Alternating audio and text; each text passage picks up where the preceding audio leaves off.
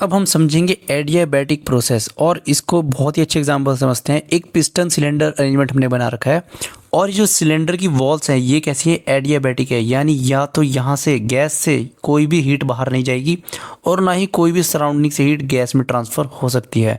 Q equals to zero लिखेंगे, किसी भी तरह का हीट का एक्सचेंज यहाँ पर नहीं हुआ है। और ऐसी वॉल्स जो हीट को ट्रांसफ़र अलाउड ही नहीं करती उनको क्या बोलते हैं, एडियाबैटिक वॉल्स। और जो हीट को ट्रांसफ़र अलाउड करती हैं, हीट ट्रांसफ़र जो अलाउड करती हैं, उन वॉल्स को बोलते हैं डायाथर्मिक वॉल्स। अब हम क्या करेंगे, फर्स्ट लॉ ऑफ थर्मोडायनेमिक्स का यूज़ करेंगे जो कि था डेल्टा यू यानी change in internal energy is equal to Q plus W. अब हीट सप्लाई, हीट कैसी है, ज़ीरो है, कोई भी हीट ना अंदर आ रही ना बाहर आ रही है, तो क्यू की वैल्यू रहेगी ज़ीरो। और यहाँ से हम देख पा रहे हैं कि जो चेंज इन इंटरनल एनर्जी है वो इक्वल हो जाता है वर्क डन के। और हमने इंटरनल एनर्जी का एक फॉर्मूला और डिस्कस किया था प्रीवियस लेक्चर्स में ही, delta U is equal to N C V D T. तो वर्क डन का फॉर्मूला भी यही बन जाएगा, W equals to N C V D T. अब ये जो फॉर्मूला है वैलिड रहेगा both reversible and irreversible process के लिए, वरना वर्क क्या होता है, रिवर्सिबल के लिए अलग आ रहा होता था और इरिवर्सिबल के लिए अलग आता था। लेकिन यहाँ पर इक्वल है इंटरनल एनर्जी के, और इंटरनल एनर्जी कैसी है, एक स्टेट फंक्शन है, यानी ये सिर्फ इनिशियल और फाइनल स्टेज पर ही डिपेंड करती है। उसको मतलब नहीं है कि आप रिवर्सिबल स्टेज से गए या फिर इरिवर्सिबल प्रोसेस से वहाँ तक पहुँचे हो। इसलिए एडियाबैटिक केस में W इक्वल हो जाएगा N C V D T के। तो इरिवर्सिबल और रिवर्सिबल दोनों के लिए ही फॉर्मूला हम यूज़ कर सकते हैं। अब एडियाबैटिक प्रोसेस दो टाइप से हो सकता है, एक हो सकता है एडियाबैटिक कंप्रेशन और एक हो सकता है एडियाबैटिक एक्सपेंशन। तो पहले कंप्रेशन वाले को समझते हैं। ये पिस्टन है, इसके अंदर गैस फिल्ड है और इस गैस का प्रेशर यहाँ पर P1 है, वॉल्यूम V1 है और टेम्परेचर T1 है और कुछ इंटरनल एनर्जी रही होगी इसकी, उसको मान लेते हैं U1। अब हम क्या करेंगे, इसको कंप्रेस करेंगे और ये पहुँच जाएगा यहाँ पर। अब यहाँ पर पहुँचने पर क्या होगा, गैस का प्रेशर चेंज होगा, P2 हो जाएगा, वॉल्यूम भी चेंज होगी, V2 हो जाएगी और टेम्परेचर में भी चेंज आएगा। ध्यान रखना, हीट सप्लाई नहीं हुई है लेकिन वर्क यहाँ पर बिल्कुल डन हुआ है, वर्क डन ज़ीरो नहीं है। और इसी वर्क की वजह से जो है गैस के टेम्परेचर में चेंज आता है, और टेम्परेचर अगर चेंज होगा तो इंटरनल एनर्जी में भी चेंज आएगा। यहाँ पर इसकी इंटरनल एनर्जी है U2। अब क्या चेंज आएगा, जैसे ही हम इसको कंप्रेस करेंगे, क्या होता है जब गैस कंप्रेस होती है तो उसका टेम्परेचर जो है इंक्रीज़ करता है और प्रेशर भी इंक्रीज़ करेगा, क्योंकि यहाँ पर गैस के पास मूव करने के लिए ज़्यादा स्पेस है, लेकिन यहाँ पर स्पेस कम कर दी है तो गैस जो है प्रेशर एग्जर्ट करना स्टार्ट करेगी, यानी ज़्यादा एग्जर्ट करेगी। तो कंप्रेशन के बाद P2 यानी P फाइनल भी ज़्यादा रहेगा, टेम्परेचर भी इंक्रीज़ हुआ, प्रेशर भी इंक्रीज़ हुआ, और टेम्परेचर अगर इंक्रीज़ हुआ है तो इंटरनल एनर्जी भी इंक्रीज़ करेगी, यानी फाइनल इंटरनल एनर्जी इनिशियल से ज़्यादा रहेगी। वॉल्यूम तो ऑब्वियसली बात है डिक्रीज़ करेगा, यहाँ पर V1 था तो कंप्रेस करने के बाद हमने वॉल्यूम को डिक्रीज़ कर दिया है। यही यहाँ पर रिजल्ट लिखे हैं, P2 P फाइनल ज़्यादा रहेगा P इनिशियल से, T2 ज़्यादा रहेगा T1 से, लेकिन वॉल्यूम V1 जो है ज़्यादा रहेगा V2 से। अब हम यूज़ करेंगे first law of thermodynamics using float delta U equals to Q plus W, और Q की वैल्यू को फिर से ज़ीरो पुट कर देंगे। Delta U is equal to plus का W, ये याद रखना, प्लस का मतलब क्या है कि वर्क डन हो जो है यहाँ पर पॉजिटिव रहेगा, क्योंकि work done on the system हुआ है या फिर work done on the gas हुआ है, इसलिए यहाँ पर इंटरनल एनर्जी कैसी रहेगी, पॉजिटिव रहेगी। इंटरनल एनर्जी पॉजिटिव मतलब है U2 minus U1 is greater than zero. और अगर हम इसको इनइक्वालिटी के लिए उधर ले जाएंगे तो U2 minus U1 greater than zero, ये इधर गया तो U2 is greater than U1, यानी जो फाइनल इंटरनल एनर्जी है वो ग्रेटर रहेगी इनिशियल से। तो डेल्टा U कैसा आएगा हमारा, पॉजिटिव। अब दूसरा देखते हैं एडियाबैटिक एक्सपेंशन। सेम केस है, बस यहाँ पर पिस्टन अब एक्सपेंड करेगा, ऊपर के डायरेक्शन में चला जाएगा। P1 V1 T1 U1 ये इसकी स्टेट है, P2 V2 T2 U2 ये फाइनल स्टेज है। अब यहाँ पर क्या होगा, जैसे कंप्रेस करते हुए टेम्परेचर इंक्रीज कर रहा था, एक्सपेंशन के केस में उल्टा हो जाएगा, ये गैस एक्सपेंड करेगी और यहाँ पर टेम्परेचर ड्रॉप करेगा, प्रेशर भी यहाँ पर ज़्यादा रहेगा, तभी तो पिस्टन ऊपर के डायरेक्शन मूव करेगा, और जैसे ही ऊपर चला जाएगा तो गैस का प्रेशर कम हो जाएगा।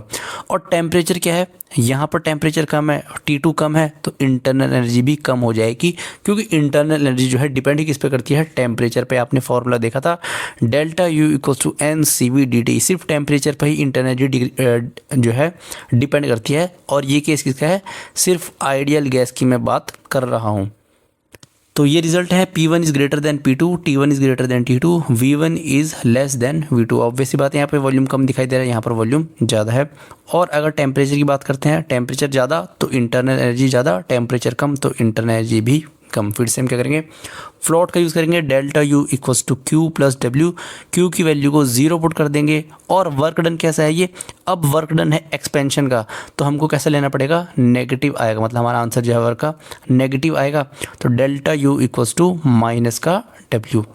अच्छा, ये आपको फॉर्मूले में पुट नहीं करना माइनस साइन, ये मैं बता रहा हूँ कि जब एक्सपेंशन का वर्क कैलकुलेट करेगा तो ऑटोमेटिकली ये साइन माइनस में आएगा।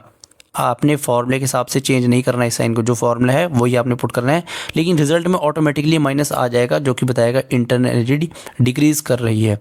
U2 माइनस U1 नेगेटिव है, इसका मतलब U2 minus U1 is less than 0। ये U1 इधर चला जाएगा तो U2 is less than U1।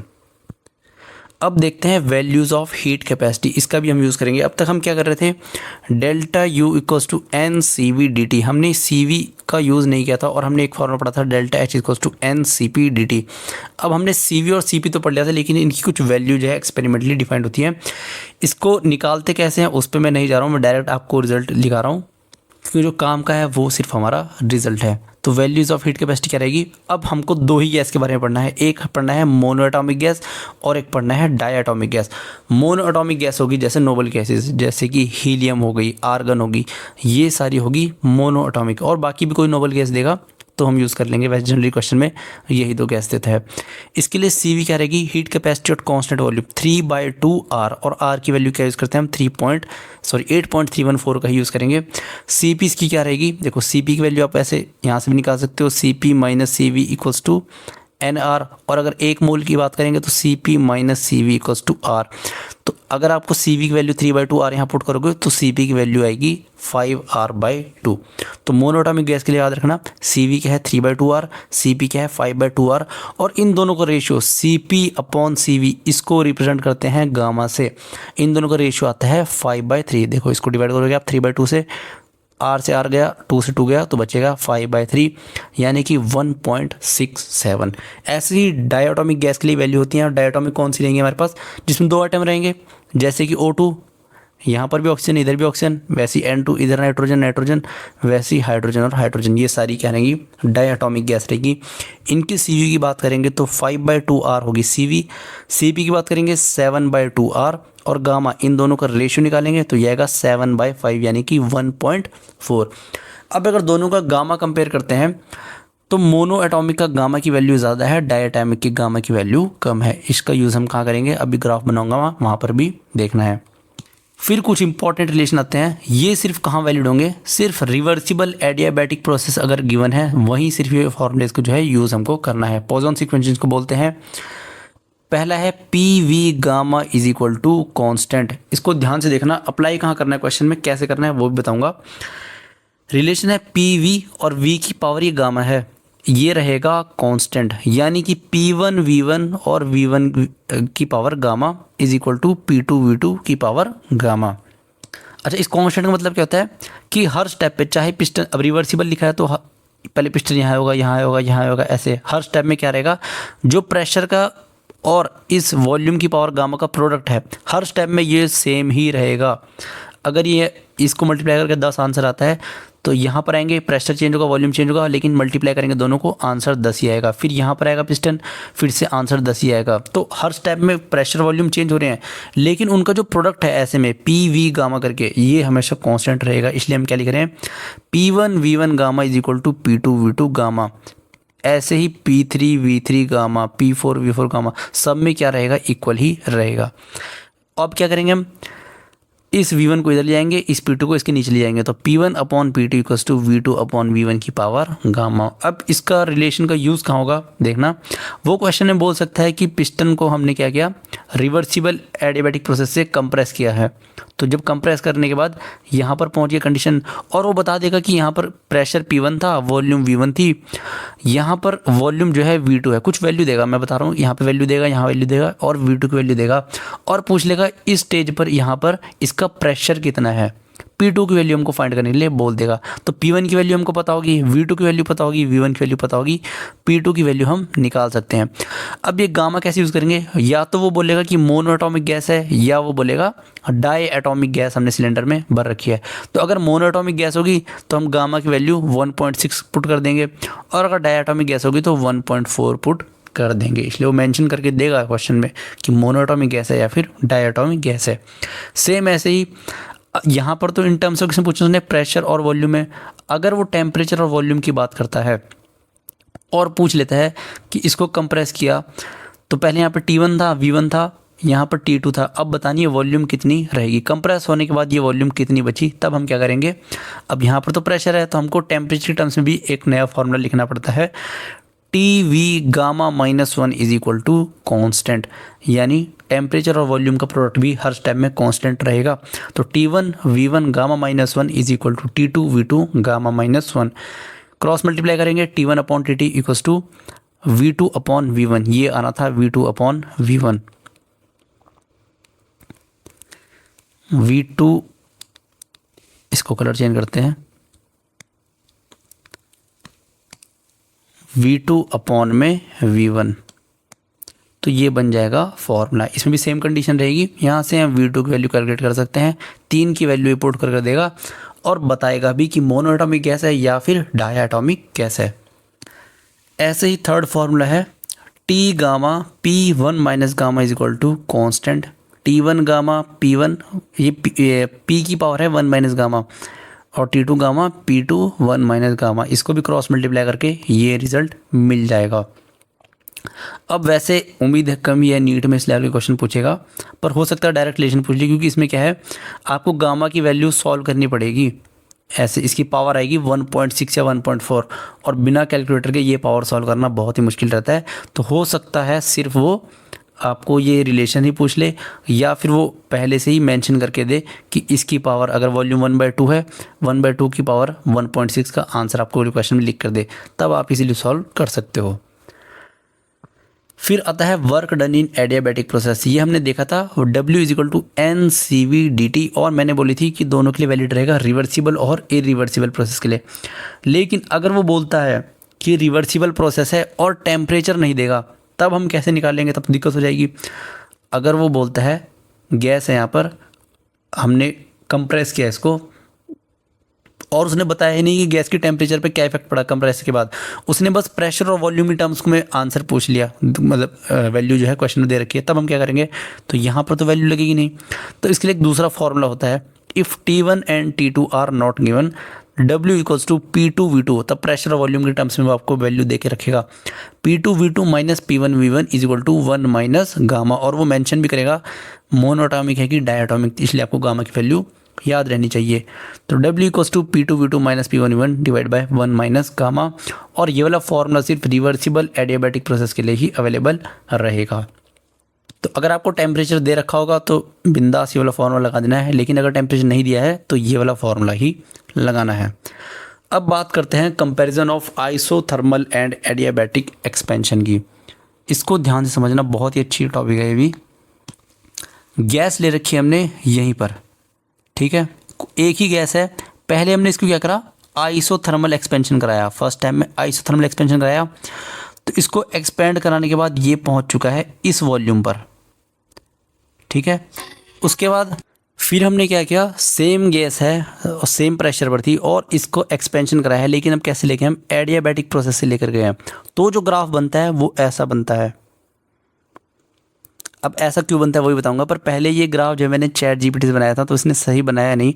ये भी स्लोप आता है, इसमें स्ट्रेट लाइन दिख रही है, ये आइसोथर्मल का भी स्लोप आता है, और एडियाबैटिक का स्लोप जो है ज़्यादा रहता है। ये कम स्लोप रहेगा आइसोथर्मल का, एडियाबैटिक का ज़्यादा स्लोप रहेगा, और दोनों ही सेम वॉल्यूम तक गए हैं। आप कंडीशन समझिए दोबारा, एक गैस है, दोनों को एक्सपेंशन कराना है, सेम वॉल्यूम तक लेके जाएंगे, लेकिन दोनों अलग अलग तरीके से जाएंगे।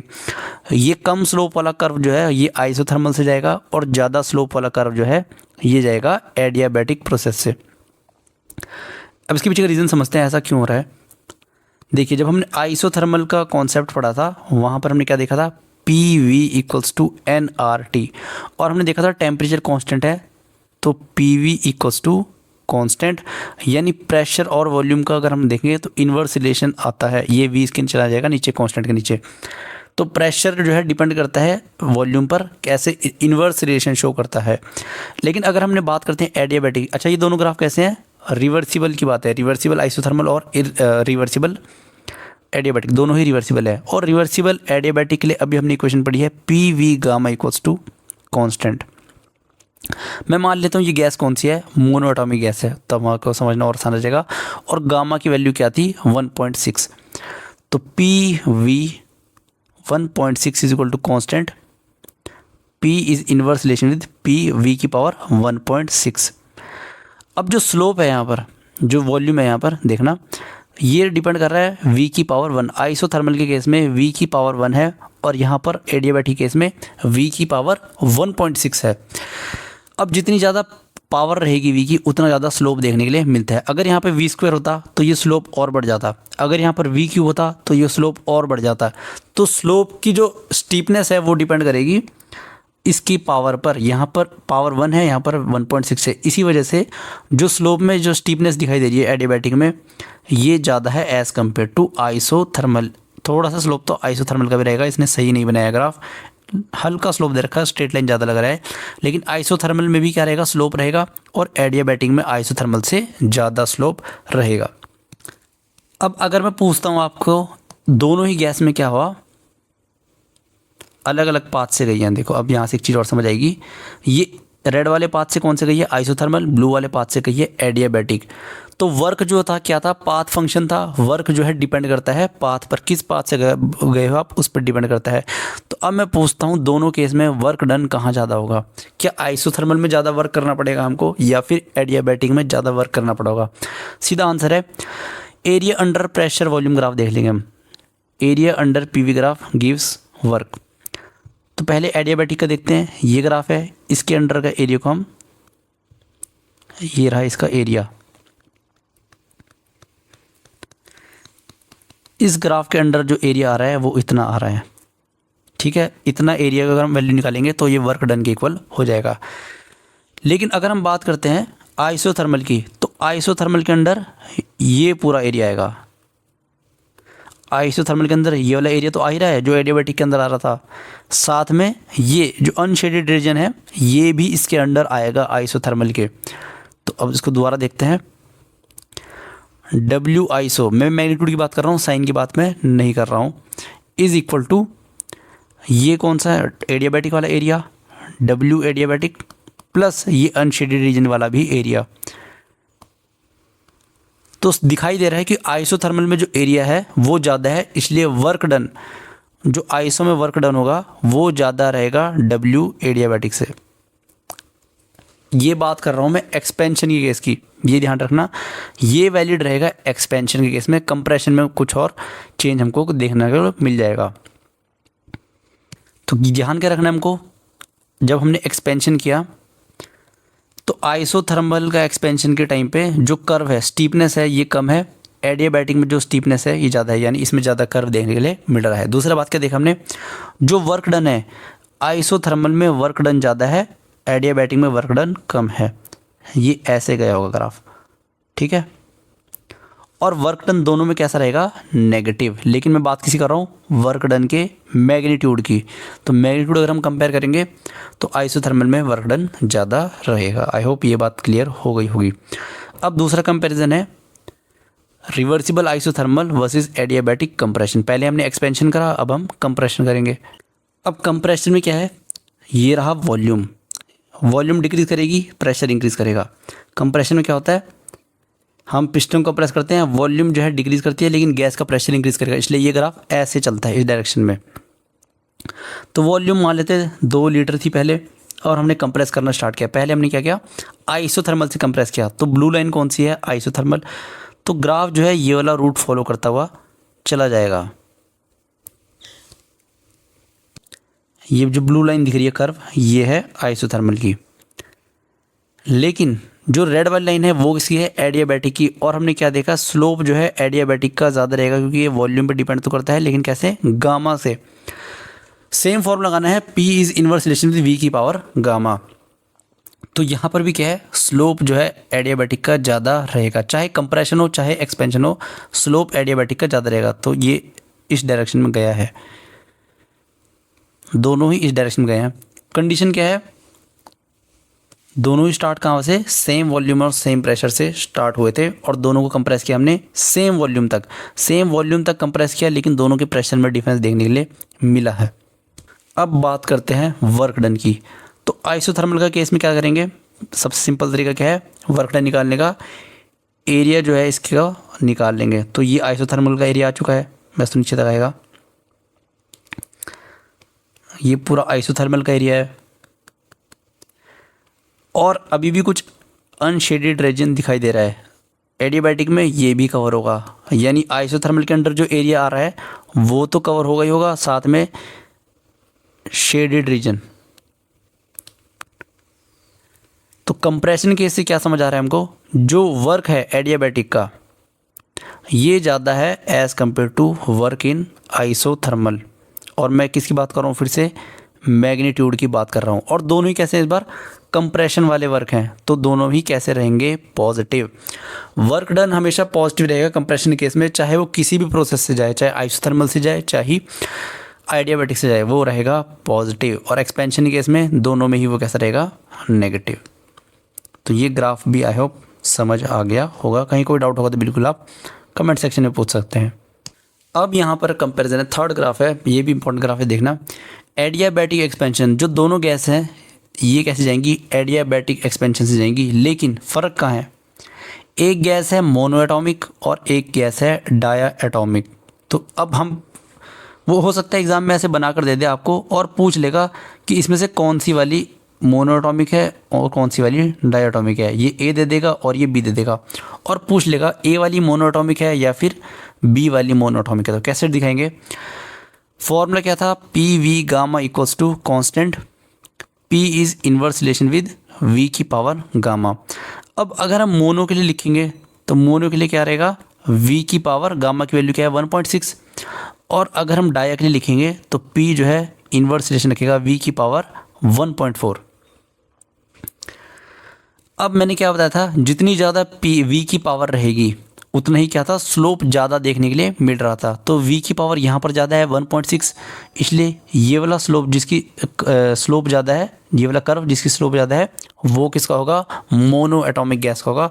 जिसका कर्व कम है वो क्या रहेगा, ए के लिए, यानी डाया एटॉमिक गैस के लिए। तो बी यहाँ पर क्या है, मोनो एटॉमिक गैस, और ए यहाँ पर है diatomic gas. I hope ये कॉन्सेप्ट आपको समझ आया होगा। कहीं कोई डाउट होगा तो बिल्कुल आप पूछ सकते हैं। इसी के साथ जो हमारा एडियाबैटिक वाला टॉपिक है कंप्लीट होता है। इससे ज़्यादा आपको एडियाबैटिक नहीं पढ़ना है।